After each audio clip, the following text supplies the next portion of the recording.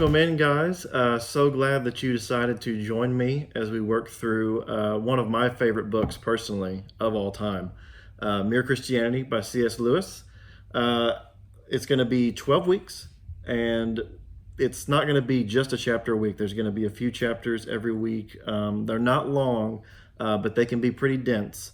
So the purpose of these videos is to kind of help you chew on those ideas, kind of tie the chapters together and hit the high points. We won't cover everything. So if you have a question about something that we don't cover, feel free to leave a comment and I'll be happy to talk through those with you. We can talk through them together. But I think it's going to be a really interesting journey and I think you're going to enjoy it. So we'll dive right into it. In the preface, Lewis lays out what this book is, and it helps to provide some context for what we're going to be reading. So to do that, we have to journey back to World War II, 1944 to be exact, towards the end of the war. And the British people are almost hopeless at this point. The Nazis are knocking on their door. They have very few allies left on mainland Europe. The United States has been involved for a few years, but it's not looking good. So they needed hope. And they found it, more often than not, in radio lectures from an unknown Oxford professor named C.S. Lewis. And in these talks, he lays out the bare bone basics of what Christians believe and makes a argument for the truth of Christianity almost from scratch, from a totally neutral worldview as best he can. So what this book is a collection of those radio talks given back in the 40s, put together for a more cohesive argument. It's meant to be personal and conversational, and it's meant to just focus on what unites all Christians, what we believe at our core. There's probably going to be things you read in here that if you pressed on a little more, you wouldn't agree with, and that's okay. But we're not here to discuss those, and Lewis is not going to address them. He says that's not his purpose. His purpose is to address to explain and defend the belief that has been common to nearly all Christians at all times.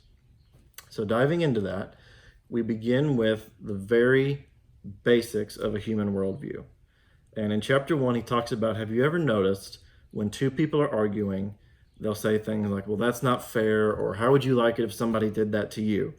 And he notices that in every argument almost, there seems to be this standard of right and wrong that people adhere to outside of themselves that they expect other people to know about as well. They naturally react this way. And the funny thing is, Lewis notices, is that a person cannot say that they do not believe in a universal morality, a universal right and wrong, and live that way consistently. Because anytime somebody breaks a promise to us personally, we feel like we've been wronged. When nations break treaties with each other, we don't think that's okay. But why do we not think that's okay? We're left with the reality of right and wrong if we understand the world that way. And if we can admit that truth, that naturally leads us to admit another one. And that is that none of us keeps this standard of right and wrong perfectly. We've all starved others of the treatment that we expect to be treated with ourselves. So that's where we start our argument. Moving on to that, Lewis addresses some natural objections. And the first objection is, well, isn't it just herd instinct? Isn't it just naturally the way we're wired? And that might be true.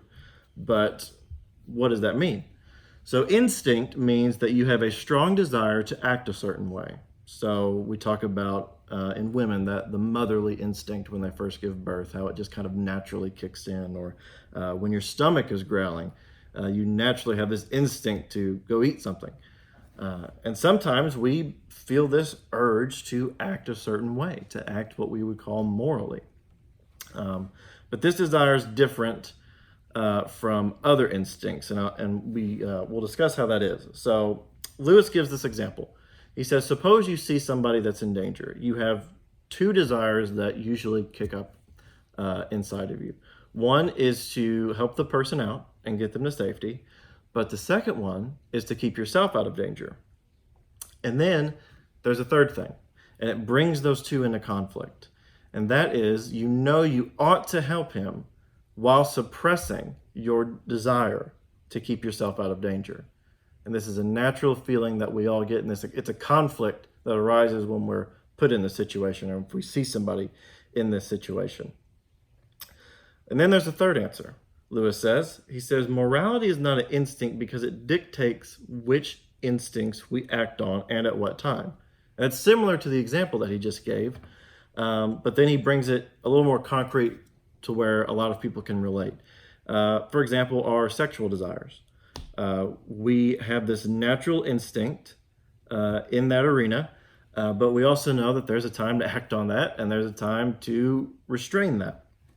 And there's a time to go to war, and there's a time not to go to war. There's a time to fight and protect ourselves, and there's a time to not start a fight at all. So we have these instincts, but morality is above those. Morality, Lewis says, is what controls when and how we act on these certain instincts. Then the other objection, though, is what he says is, you've probably heard this, says, well, isn't morality just depending on what culture you grow up in? Doesn't society really dictate what's okay and what's not? Because we here in the States probably don't behave as tribes do in the middle of Africa, So, can we really say which one's right and wrong? Well, at first, that might make sense, but when you think about it a little more, that's not necessarily true. So, at a societal level, yes, there are truths that depend upon where you live and what culture you grew up in. For example, Lewis says, what side of the road you drive on. In England, they drive on the left side, and in America, we drive on the right side. And that's a truth that is determined by our society. But then there's bigger truths than that, and this is where morality comes in, that apply to everybody. And we have to decide which bucket of truth that morality fits in. Obviously, Lewis is going to argue that it fits into the big T truth that applies to everyone. And there's two reasons that he gives for this. First, there's no real difference in morality over history. If you study people groups from as far back as we can go until now, there are certain virtues that everybody values at all times. Things like courage and kindness and all matter of virtues, that these have never been viewed in any culture across history as being negative or not being valuable.